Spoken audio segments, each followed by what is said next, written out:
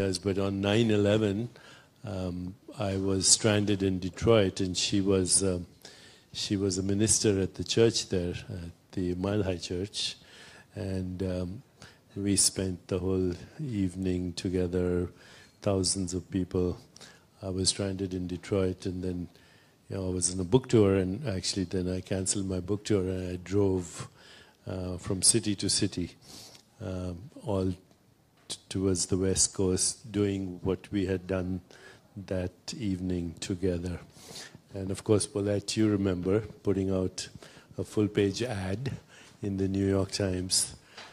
And since then, now, it's so many years. If anything, things seem even more turbulent. We're living in very turbulent times. People ask me if I'm an optimist or a pessimist, and I am neither. I'm a realist. And I think we're in a very crucial point in our history as a human species. But I'll come to that later. Marianne and I have a very good personal relationship. We may not be on the same frequency sometimes, how we see things, but that's why we get along so well. And I love you a lot, as you know. And she loves me too. So tonight, what we're going to do is let Marianne start the evening's conversation, because we are introducing a new movement, I think, here tonight, in a way. And the whole world is watching on Facebook Live, on Facebook Mentions, my Facebook, which gets almost 2 million people. So hi, everyone. Marianne, please say hi to everyone. And this will be on YouTube as well. So we're starting, in a way, a new movement. And right now the word is integrative politics. So let's start with, Marianne, where your mind is right now after the election, and where do you want to take us as in our, in the journey of a mind first, and then how do we execute? Okay, so let's start with that. Thank you. Thank you, Deepak. I love you too. Thank you. It is an honor to be here. Thank you, Deepak, and thank you, the wonderful Paulette Cole. And always excited to be in the presence of Robert Thurman, too, so what a wonderful night. Oh, Bob. And to all of you, thank you. Thank you. And I don't think of myself as wanting to take you anywhere, but I am honored and compelled, as you are, to be part of a deep inquiry that I think is happening inside minds and hearts really all over this country and all over this world.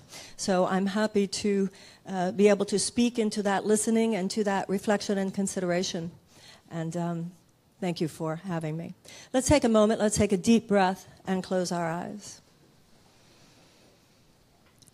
In this moment, we consciously and willingly surrender all distraction and meaningless preoccupation. We allow ourselves to remember the light that is the truth and beauty and love that is our core and our source. It is to that divinity, it is to that holiness, it is to that love that we dedicate our time spent together. And we pray that all that is illumined, all that is wise, all that is beautiful, and all that is true now prevail within us and dissolve all the rest. And so it is. Together we say, amen. Martin Luther King said that any religion that purports to care about the soul of a man, but that does not address the social conditions that slam him and the economic conditions that strangle him, is a moribund religion awaiting burial. Now, he was speaking specifically about an institutionalized religious doctrine or dogma, but in terms of the spiritual core inside any religious teaching, whether institutional or not, exoteric or esoteric, that principle applies. That any spiritual conversation that does not include that which addresses the suffering of other sentient beings is not spiritual at all. There is no serious spiritual or religious path anywhere that gives anyone a pass on addressing the suffering of other sentient beings. And that right there, I think, is extremely important. If we're going to talk about mercy, which is primary to any deep spirituality, and compassion and generosity, compassion and mercy and generosity don't mean anything unless there's someone that you're being merciful and compassionate and generous to. And the way some people talk today, that only means if I'm being merciful and generous and compassionate towards myself. And although self-love certainly has its place in a deep spiritual conversation, I think it sometimes serves all of us to remember that it's those other sentient beings that form the core of our relationship. Our relationship to other sentient beings forms our relationship to that which is divine. Now, politics matters for that reason. Politics matters because when it goes wrong, people suffer. It is very simple. And when we see the suffering of other sentient beings and we make a stand, spirituality that matters is not just passive. Like Martin Luther King was saying, you know, the spiritual is the yin and the yang. It is both that within us which is still, and it is that within us which knows how to make a stand when a stand needs to be taken. There is the yin and the yang. There is the masculine and the feminine. There is the east and the west. For the most part, the great gift of the East is the ability for stillness, and the great gift of the West is the ability and capacity to take a stand and change what needs to be changed. And so what matters in American democracy is not something that is just about external things, some political unfoldment of human history. The reason American democracy matters is not just political. It matters because it has to do with resistance to institutional forms of behavior that make human suffering inevitable. So when American democracy was founded, it was important in terms of the moral development of the human race. It was important because it was a repudiation of an aristocratic system. And an aristocratic system which had dominated the Western world for centuries, in which a small group of people were deemed entitled. A small group of people were deemed entitled to land, to wealth creation, to education, and to any possibility whatsoever of bettering their circumstances. The founding of American democracy as an idea turned the aristocratic principle on its head.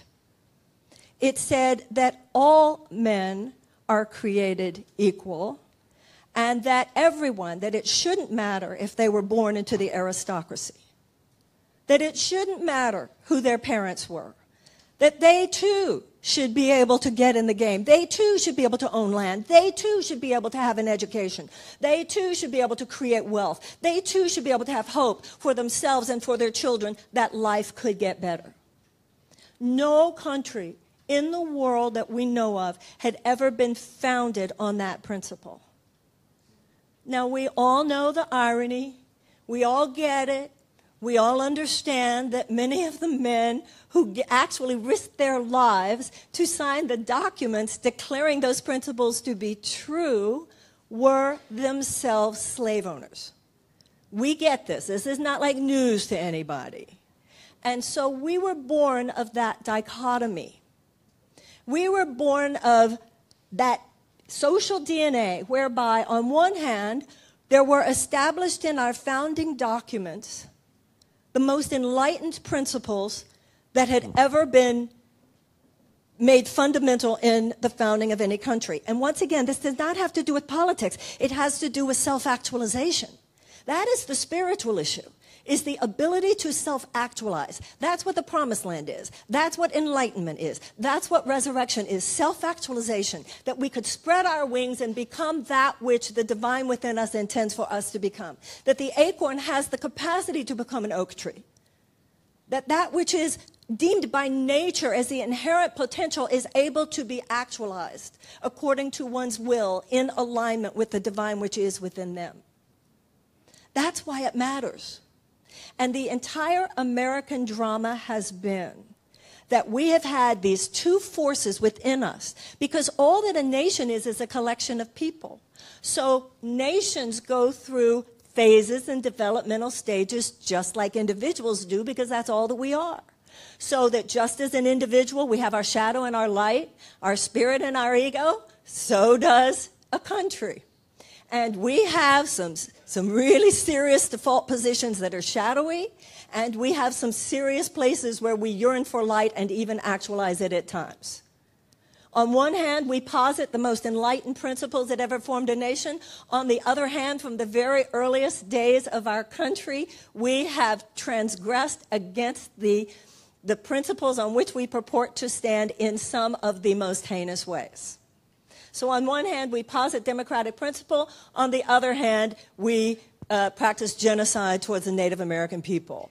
We had slavery. Women were not allowed to vote. Then we had institutionalized white supremacy even after that, and so forth. And that is no different than the shadow work that we do as individuals on a path of consciousness. But with a nation, just like an individual, don't just concentrate on what you did wrong, because you didn't do everything wrong. You want to identify the wounds in our nation. And there are some serious wounds. We want to identify the wounds such as slavery, and the wounds such as environmental disrespect and irresponsibility, and the wounds such as economic despair and inequality, and the wounds such as in militarism that is outsized. But as Americans, as part of our historic challenge and invitation, we don't want to just name the wounds. We want or identify the wounds. We also want to identify with the healers. In other words, ladies and gentlemen, yeah, we had slavery, but let me tell you what else we had. We had abolition. Women were not allowed to vote, but we also had the women's suffragette movement. Then there was institutionalized white supremacy, and we had the civil rights movement. And gay people were not allowed to marry, and now they can. And I think it shows disrespect to those who in their day stood up to what was wrong and fixed it, rather than bitching and moaning and saying politics doesn't matter anyway. And I believe that that is our challenge today. One of the issues of spirituality sometimes in the higher consciousness movement in the United States, I think, is that we have been too eager to fall for the vulnerable lure, our vulnerability to the notion of relativism. Well, you know, it's just their truth. There is a truth. Human cruelty is wrong, and we shouldn't be so sorry to say that. Some things are wrong. And you know, in the conservative side of the American political spectrum, there has traditionally been a concentration on issues of private morality. And traditionally, on the liberal or progressive side of American politics, there has been an emphasis on issues of public morality. War and peace is a moral issue. Economic inequality is a moral issue. Environmental injustice is a moral issue. Criminal injustice is a moral issue. And it used to be, there was this thing. It used to exist. It's what used to be called the Democratic Party. And the Democratic Party of Martin Luther King and Bobby Kennedy stood for the fact that the political conversation, as Bobby Kennedy called it, was a discussion and a contest for the soul of America. But once it became about corporate donations and money in both political parties, the soul was sucked out of the political conversation, and there was no longer an institutional reality, as in a political party, that held aloft that higher conversation.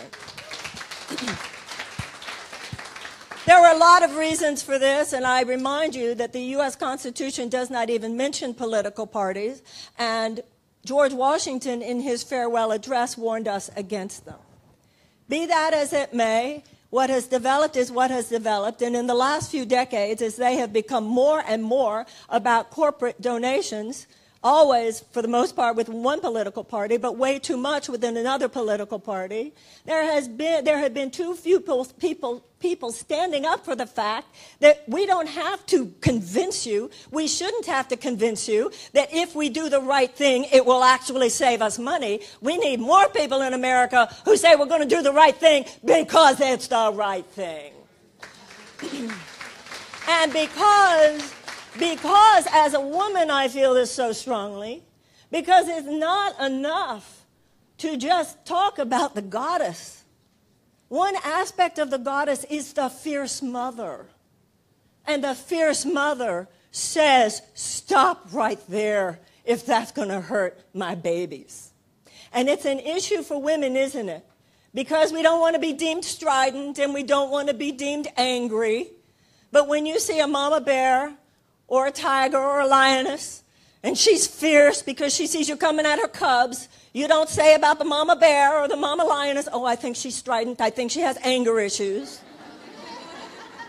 And when we see somebody, a woman who is suffering from domestic abuse, we don't tell her to just stay home and forgive the guy. And if we feel that somebody that we know is in an abusive relationship, we don't feel it's unfeminine of us to say, you draw that boundary, you draw that line, and you leave that room if you have to. Why should it be any different if it's an abusive president?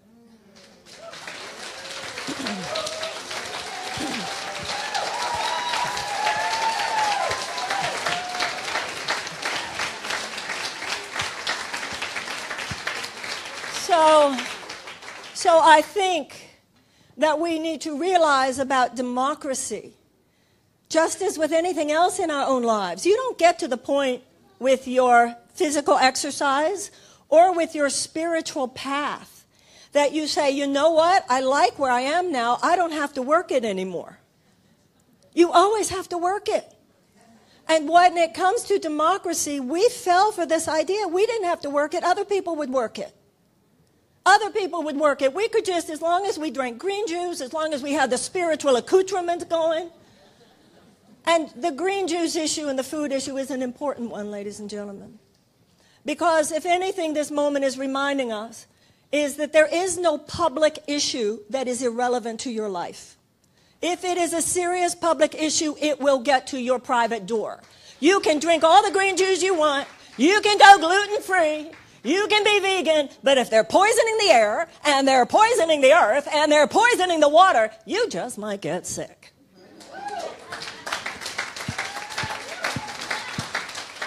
And so I think that the higher consciousness movement is ready. We're ready to do what throughout our history has been the legacy of the spiritual movements. Abolition arose from the Quakers. The civil rights movement, many of the leaders of the women's suffragette movement were Quakers. And the civil rights movement was led by a Baptist preacher. Why is this? Because the genuine spiritual visionary has two powers that make them capable of moving mountains. As Martin Luther King said, you have a power within you greater than the power of bullets. It is greater than the power of money. It is greater than the power of technology. It is greater than the power of business. It is greater than the power of government. And that is this: your power to stand up and say no when no needs to be said, and to say yes based on your absolute conviction that even if I can't see it, I know there's a God who can and will bring it forth if I will allow him to work through me. And that is what the abolitionists said, and that is what the civil rights workers said, and that is what the women suffragettes said. You know, what was that psychological shift, the bridge that always fascinates me so much? There's a book by Sue Monk Kidd called The Invention of Wings. Have you read it, Deepak? It's a wonderful book about two women called the Grimke sisters who were major abolitionists, but they were actually born in slaveholding homes in a home in Charleston, South Carolina. It's a fascinating story. But what that story brought up for me is the psychological shift between being anti-slavery and being abolitionist. Being anti-slavery just means, oh, I think slavery is terrible.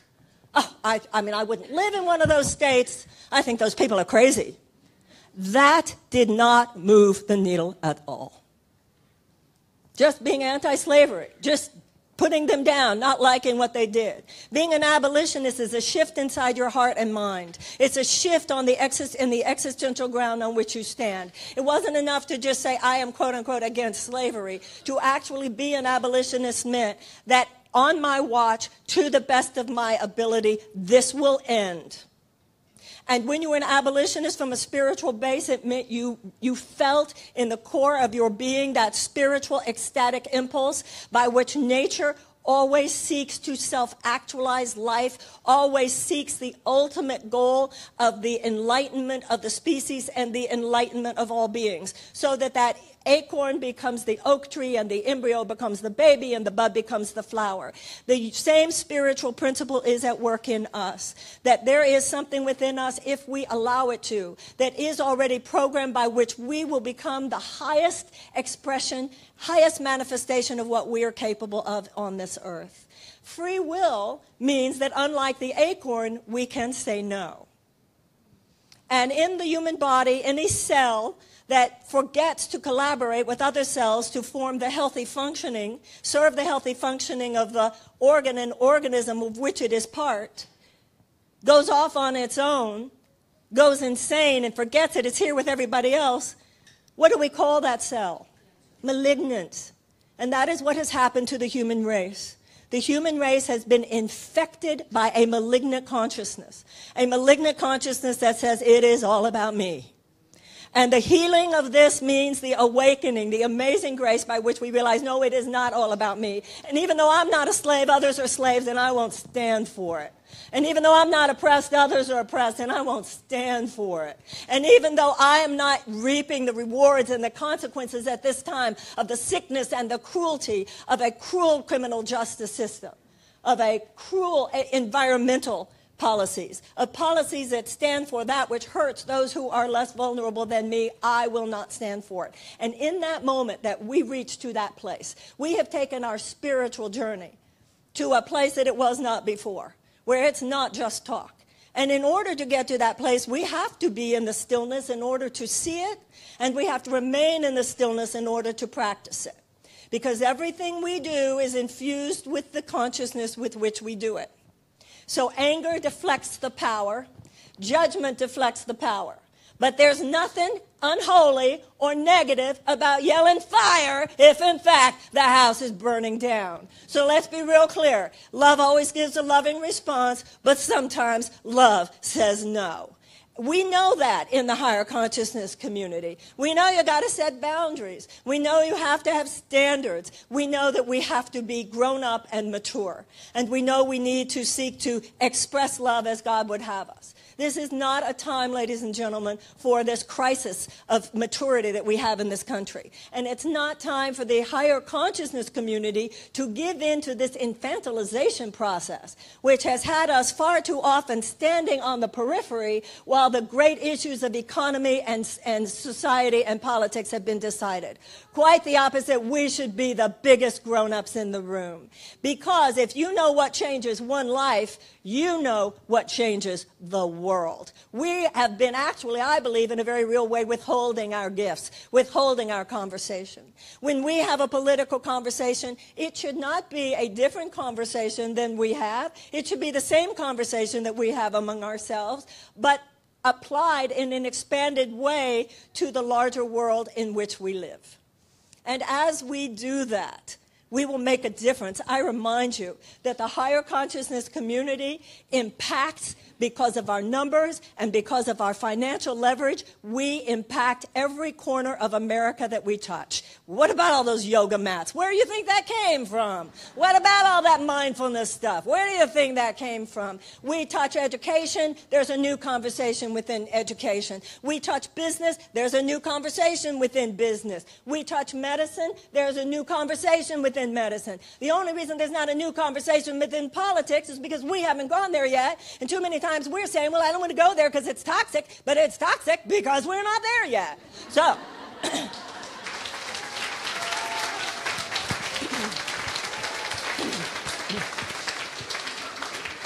So I think that all of us are aware that we are suffering through a period of breakdown in American politics.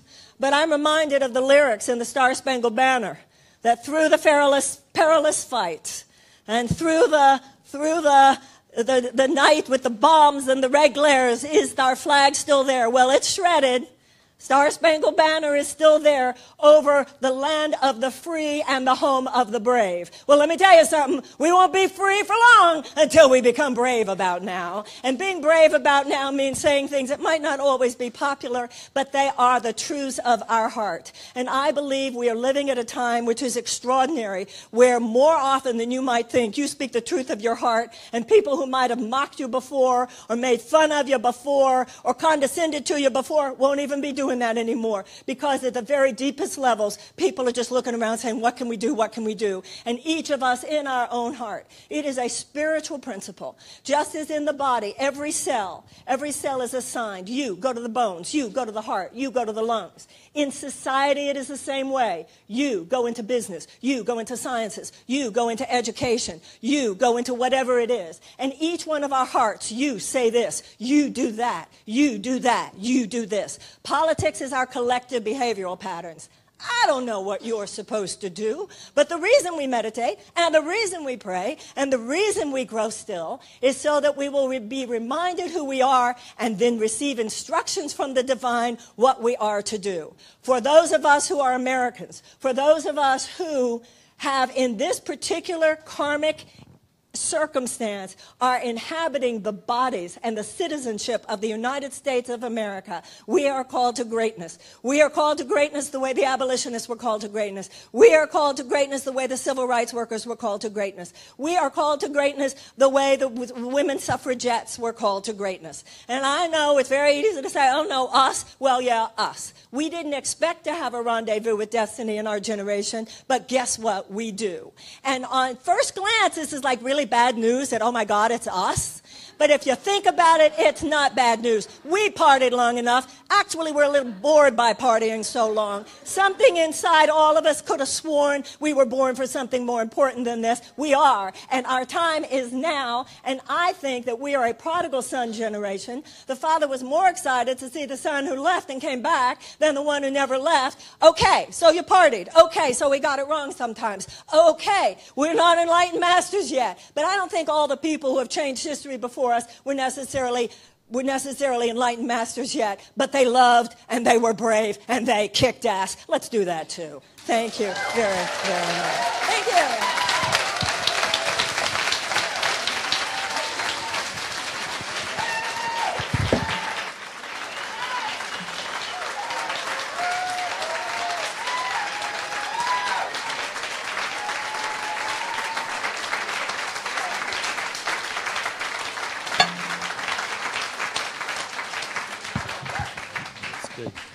So, first time I met Marianne and I heard her speak, she brings the fire out in everyone. I told her she should run for office, and I still think she would be a great president for the United States. So,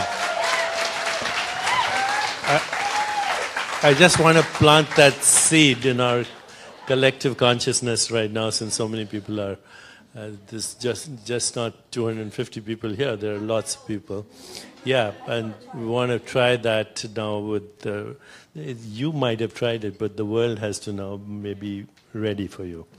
Okay, so what I'd like to do is, Marianne's given us a panoramic view of American politics and the American movements that have surfaced in the last 100 years,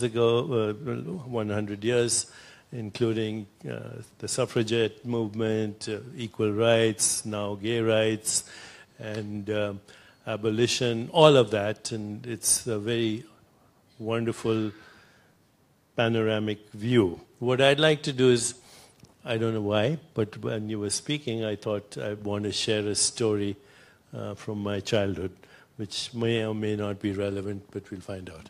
So this story is when I was 7 years of age, and we were living in a small town in India. My brother was then 4. He is now recently the Dean of Medical Education at Harvard Medical School. My father was a very well-known army doctor, very spiritual. On weekends, he would see patients without a fee. My mother would cook food for all the patients, and they would pray for the patients. And when they left, they would make sure that they had enough money for their bus or for their train. So I grew up in that environment. You know, this is spirituality in action. When we left this little town, after 5 years where my father had a thriving practice, but we were army brats, as they say, so moved to the next town. There were 20,000 people in the train station to see us off. And this happened in the next town and the next town, because my parents were examples of this amazing spirituality in action, okay? Not for any self-serving reason whatsoever. So when we were in this little town, one day the newspapers announced that Mr. Nehru, who was the first Prime Minister of India, he was coming to our little town. Now, for those of you who don't know, Nehru was not only the first Prime Minister of independent India, but he was the spiritual heir of Mahatma Gandhi. So he had, you know, a lot of respect in the country. So for 3 weeks in our house, there was only one discussion. What was the color of the sari that my mother would wear for the occasion?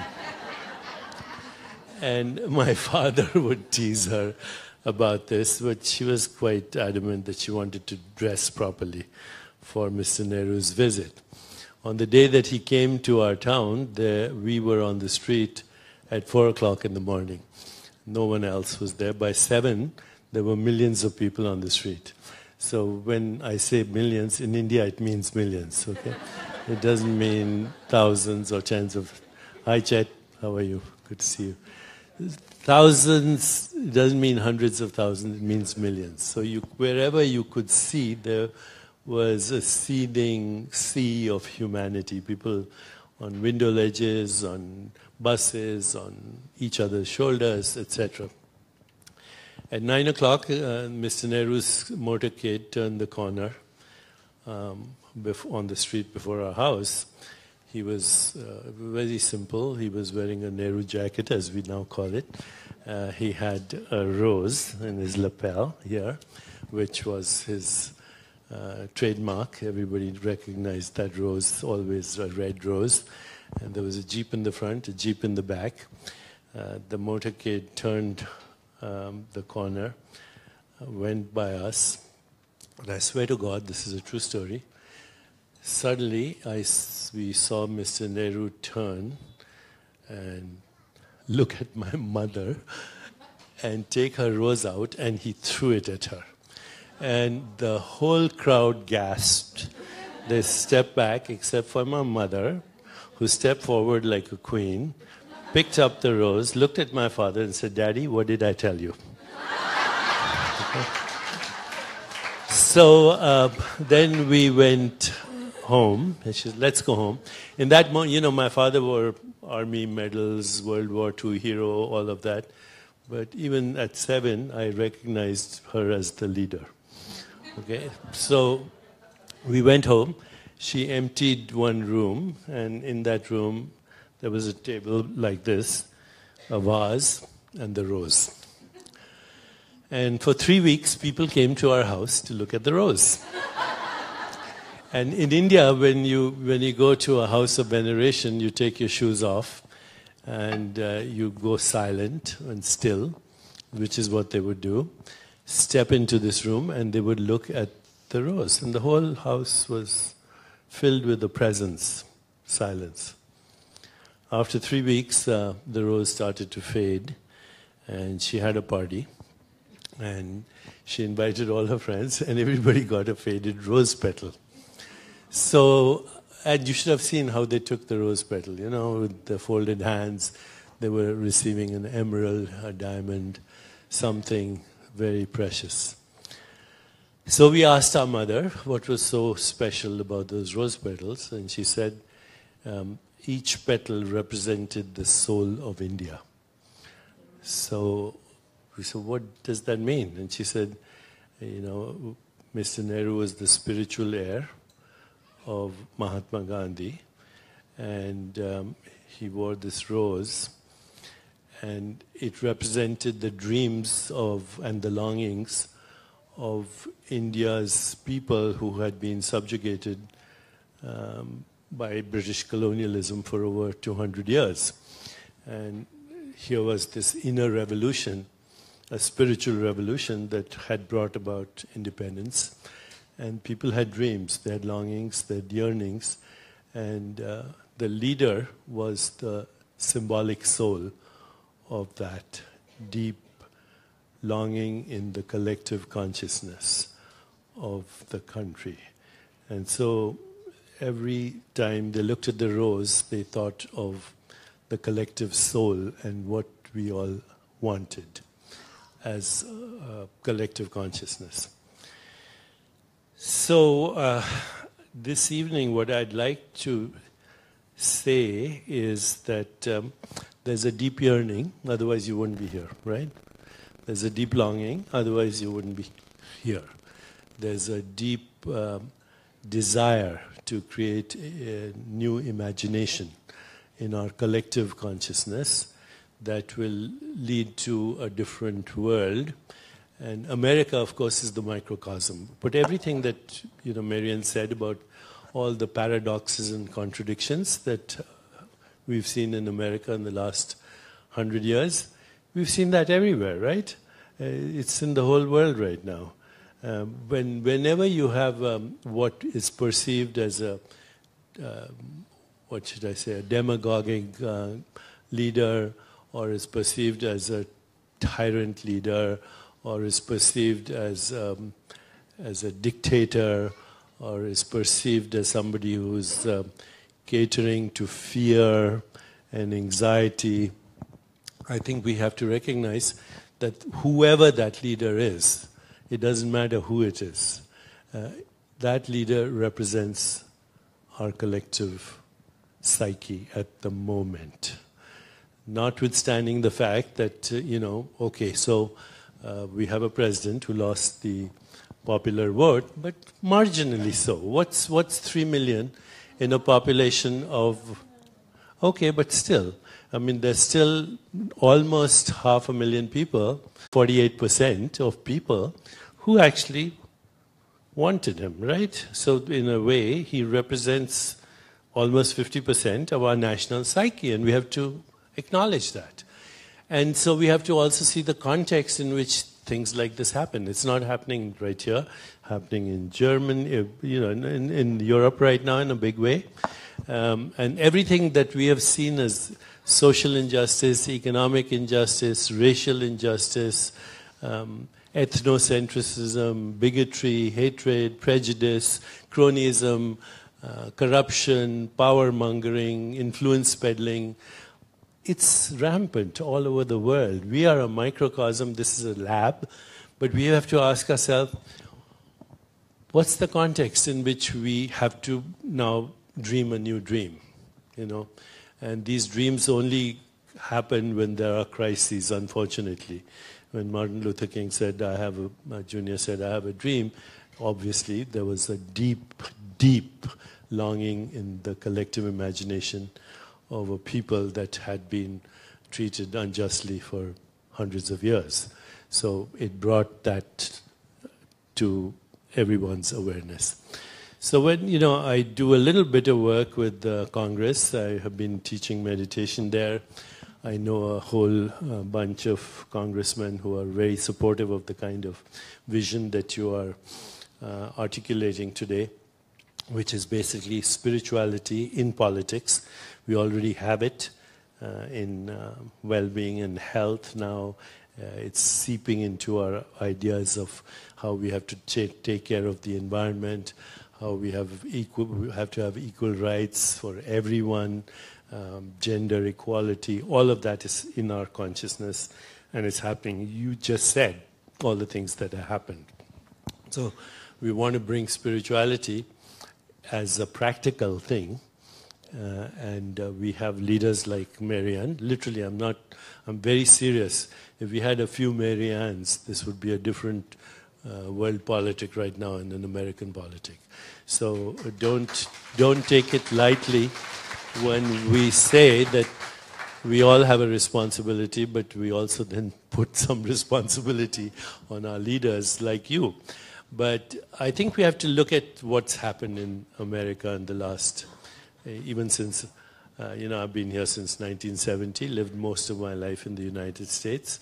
But when I start thinking of what has happened is, here are some of the breakdowns that have occurred in America. A breakdown of what Americans thought their identity was. Okay, we are in a bubble here in New York City on the West Coast where you look across, and this is a diversity of people from all over the world. Okay, but Middle America is still questioning what's happening to our identity. So there's a breakdown in identity.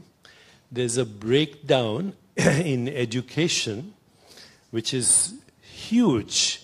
We lag behind most countries, even developing countries, in education, all areas of education, not just science, but humanities, mathematics, and technology. A breakdown in feeling safe.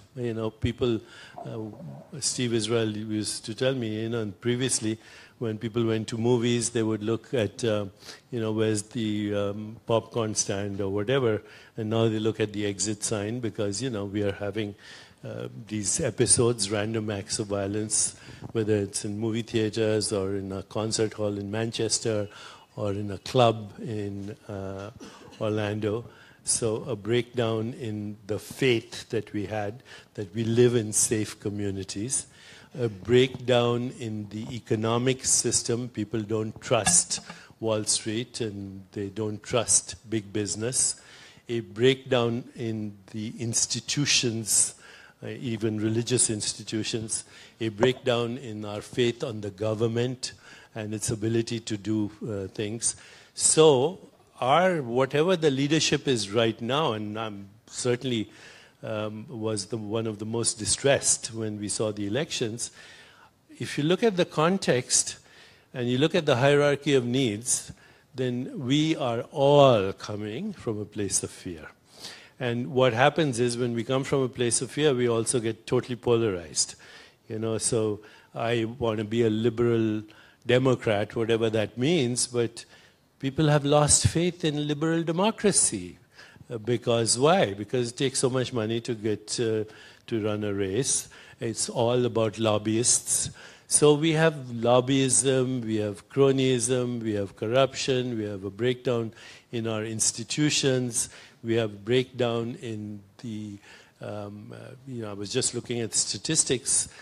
45% of Americans say that they are struggling in their daily life. Only 20% are engaged in their workplace. Only 20% of people are engaged in their workplace. They don't have faith that they're going to have jobs. A few years ago, I happened to be in a conversation with President Clinton, and he said, there are lots of jobs, except we are not qualified to fill them. The average person in our country doesn't want to do a menial job, a labor job. So we get immigrants, but then they don't like that the immigrants are doing the labor jobs, but they won't do them. And then the good jobs, the high-paying jobs, They don't have the education. They don't have the education in engineering or technology or all that it takes. And Silicon Valley is full of these immigrants. So now we have a policy we're not going to allow them. So, we have a very complex situation. Spiritual solutions will work only because there is no solution other than a spiritual solution. But spirituality also means for us to collectively at this moment, collectively, I do this in my meditation every day. I sit quietly and ask myself, who am I? What do I want? What is my purpose? What kind of world do I want to live in? What kind of world do I want my children and their children to live in? Am I doing anything to make that world manifest in our collective dream, because I'm part of the dream? Does my work every day reflect what I want for me, for our collective consciousness? So what I'm seeing today is an opportunity for us all to collectively ask ourselves, what are the deepest longings of our soul? And then how can we, each of us, I was distressed yesterday when I saw what happened in Manchester. But then I decided to go back on the internet and see, did something like that happen a week ago? Yes. Did something like that happen 2 weeks ago? Yes. Did something like that happen a month ago? Yes. Did something like that happen 100 years ago? Yes. Only now we have different capacities for destruction. But we've been like, this is a violent planet with violent people who have done the same thing over and over again. In fact, every thought that you have right now is a recycled thought for hundreds of years of conditioning. Hundreds of years of, if not thousands of years. No single thought you have is original. No single thought you have is, unless it's, nu E is equal to MC squared or something like that, But otherwise, it's hundreds of years of recycled conditioning. So what do I read in the newspapers today? Okay, Obama condemns the killing in Manchester. Trump condemns the killing in, and they say that these people will have to pay the price for their violence. Nobody's offering a solution. So what if we keep condemning and saying that we recycle over and over and over again the conditioned mind? And spirituality means to go beyond this conditioned mind, to find a place of creativity, love, compassion, joy, also equanimity and peace. And unless we can bring about this collective reflection right now, we have a global brain here, people. We need to collectively reflect what our vision is. As you said, we need to collectively also use everyone's strengths and complement strengths. We need to collectively, emotionally, and spiritually bond in that collective vision. And we need to declare. I declared yesterday, and I've done this before, by the way, and not that I've been 100% successful, but I declare periodically to myself that nothing I will do will have even an iota of violence in my life. Now, how many people are ready to commit to that right now? That not one action, not one word that you utter, not one thought that you have will have violence in it. Imagine what would happen to the world if, say, 1 billion people did that. But we haven't. We haven't done it for thousands of years. And the only reason now I think we have a fork in the road, a next extinction or a healed planet, is that we have the technology to connect. We have the technology to have Marianne speak to millions of people and others like her. We have the technology to feed off each other, express our vision. But unless each one of us is committed totally and unequivocally to personal transformation, there cannot be a social transformation, and there will not be a political transformation in the absence of personal transformation. So we want a more peaceful, just, sustainable, healthier, joyful world. The technologies are there. The communication systems are there. Even the will is there. And now is the time. it's now, or might be the last fork in the road. The last extinction was 65 million years ago when a meteorite fell on our planet, wiped out the dinosaurs. Here we are. Was good for us. Okay, but now, if there's going to be another extinction, it'll be because of the capacity that humans have in the absence of spiritual evolution. Our spiritual evolution has not kept up with our diabolical creativity. Everything we're talking about, climate change, social justice, economic empowerment, education of children, education of women in different parts of the world, people are already beginning. I just came back from Saudi Arabia myself, and I saw a women's movement that I've never seen before, which in many ways was even more radical than what I see here, but in a very quiet, effective, creative way.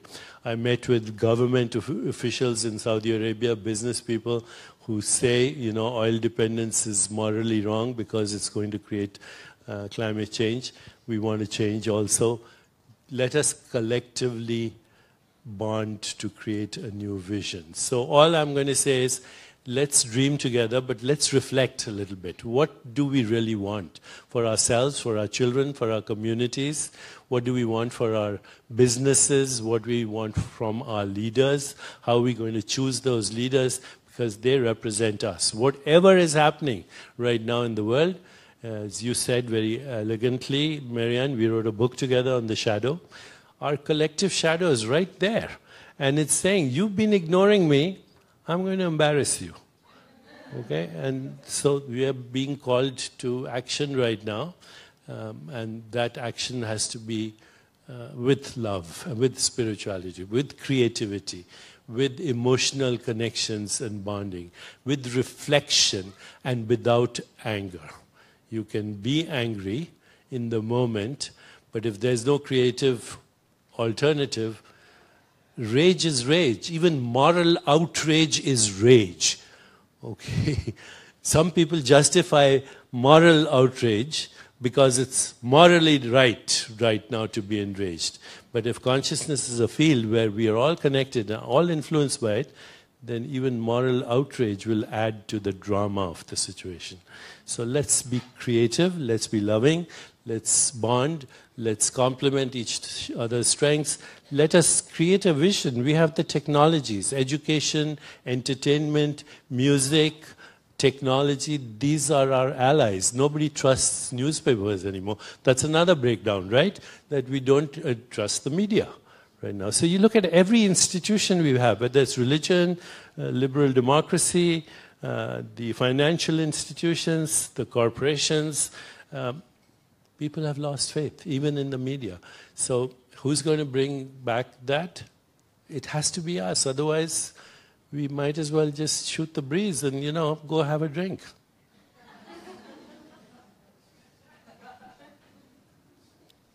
Anyway, sorry for taking so long. Anybody has... we do... Bob, it's so great to see you. Yeah, and you look amazing. I want to be like you when I grow up. So Bob Thurman, everybody knows who Bob Thurman is, right? Yeah, stand up, Bob. Bob has, he's very close to His Holiness Dalai Lama, so nothing I've said is new to him, but he has a new book also, and hopefully we'll have a full event here. Oh, thank you, sir. That's lovely. I would love to read it. Yes. So, and as we look at this beautiful book. Thank you, Bob. She would be a good president. She would be a good president. I will be her sidekick no matter what. I volunteer to be her sidekick. Okay, so we have a little time for anyone to ask questions of Marianne. And if you want to say a word or so afterwards. Let me see if people have questions of Marianne, and then maybe you can say a word if you want to. Sure. Now? No, I'll call you. Anyone have questions for Marianne? Yes, Jet. Well, okay, thank you. I've known Jet now for almost 30 years. She's from Denmark, and it's nice to see you here. Surprise. Yes, it should be. Okay, I have some questions for you. Wonderful talk. I love it. There's something, which I'm really afraid of in the U.S., and that's why don't you find the murders of the Kennedy family? I'm going to have to come stand. I can't hear you. I have hearing aids, so I have to see you. You don't have to, I just have to hear you better. I'm sorry. So that's one thing which really frightened me in the U.S. It's about the murder of the Kennedys, of Martin Luther King, and a lot of other good people. Why don't you find the murderers? It's very, very scary that you don't do that, because I'm really afraid of that enormous power, which is still here in the U.S., who let such things go on without looking for the murderers. And people seem to accept it.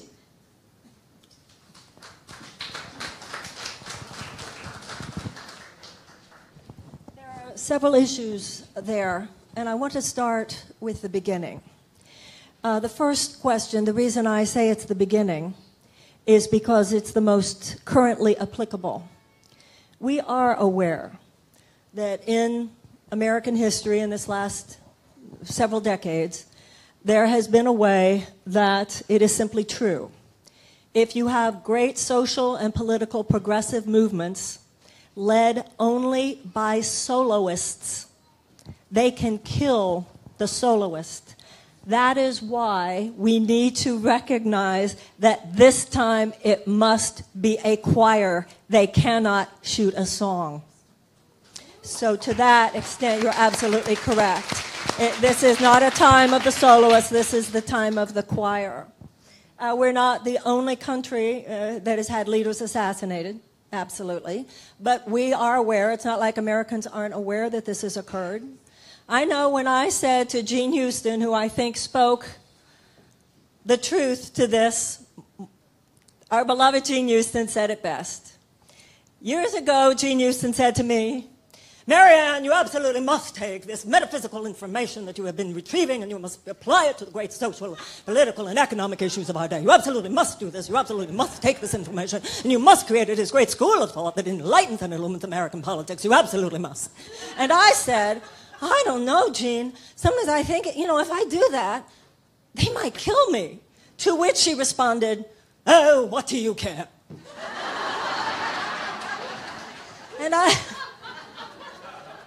I think that is the bottom line. I think that is the bottom line. I think that when the Arab Spring occurred and they asked the young Egyptian activists how to get all these people into Tahrir Square, the response I remember was, it was pretty easy once you just made it clear you might die. And they accepted that. And when I said earlier, the land of the brave, I was not kidding. But I know for myself, first of all, that proved kind of messy. The people that were assassinated were turned into martyrs. I think the system prefers character assassination now. They would prefer not to kill you because it actually serves our purposes in a way. But I think it's also true that, as the Course in Miracles says, I'm not asking for martyrs, I'm asking for teachers. And I think that when you look, and I feel this very much as an American woman, I think, because I ask myself a lot, what silences the American woman? Why are we so relatively quiet? Given our extraordinary power, our numbers, financially, politically, why are we so relatively quiet in front of the fact that 12,000 children starve on this planet every day who don't need to? Why were we so relatively quiet in the run-up to the invasion of Iraq war when so many of us knew in our hearts it was wrong, and so forth? And then I think, much like when Deepak was talking a few moments ago about women in Saudi Arabia, Now, if a woman in Saudi Arabia was standing up for feminist principles and she goes too far, be very clear about what could happen to her. We see women all over this world standing up with greater bravery and more courage than us, when the worst that's probably going to happen to us is they're going to throw tomatoes at us. They're going to embarrass us. They're going to write mean things about us in People magazine compared to the kinds of things that could happen to them. So what I say to myself as an American woman is I don't have to only speak for myself. I have to speak for every woman everywhere in the world who cannot speak for themselves. Because I believe that all over the world there are people thinking, what are Americans thinking? And they're thinking, what are American women thinking? But my dream and my vision is that American women become such a moral force that there will come a day when all kinds of horrible things that might otherwise be contemplated on this planet, there are people all over who can say reasonably, we don't have to worry about that. American women will never let that happen. And when your consciousness is in that place, what they might do to you seems so small.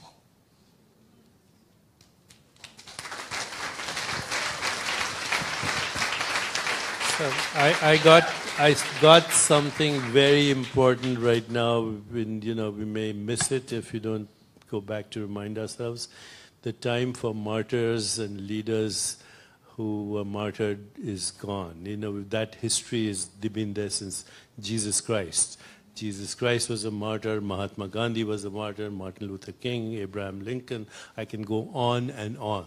I think the time right now is for collective leadership, the choir. It's the choir. And that is what this evening, I hope, is going to initiate. A collective leadership. There's no one leader anymore. There is a principle in AA, they talk about being as sick as your secrets. And I do think the fact that we're not really clear who killed JFK is a secret that keeps the psyche of America sick.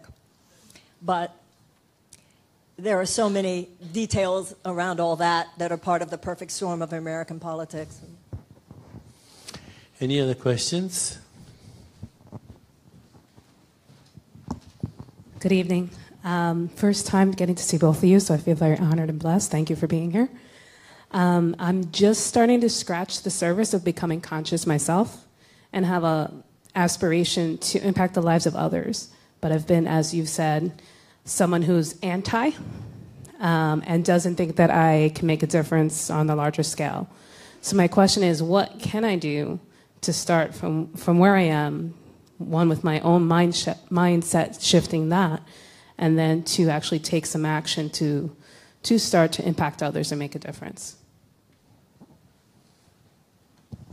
In A Course in Miracles, Deepak talked about the prayer that he says every morning in his meditation, the questions that he asks himself. In A Course in Miracles, it's very similar. It says, where would you have me go? What would you, every day we are to say, where would you have me go? What would you have me do? What would you have me say? And to whom? Just as every cell of the body is programmed to go to where it would be of best use and to collaborate with other cells in order to serve the healthy functioning of the whole, as we practice through prayer and meditation and the effort to align ourselves with spiritual principle, we are drawn to individual wisdom. We are alert to the people that we meet, to the realization where we could be of service. And as we increase and expand in our compassion and know that it is our spiritual commitment to do so, we cannot remain quiet when looking, for instance, at 1 in 3 American black men statistically will be in jail. We cannot. It becomes impossible to remain quiet. And you place yourself in service. The issue, most of us are asking, what should I do, but from above the neck.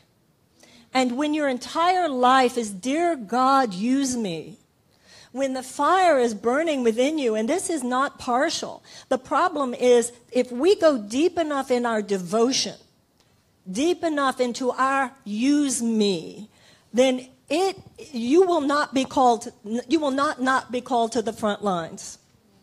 It will be right in front of you. And your dharma, Some people are passionate about the environment. Because that's a clue. That's an instruction. You're supposed to be about the environment. Some people are passionate about the criminal justice system. That's your assignment. Some people are passionate about getting money out of politics. That's your assignment. Some people are passionate about the food revolution. That's your assignment. And I hope all of us will be passionate about the midterms in 2018.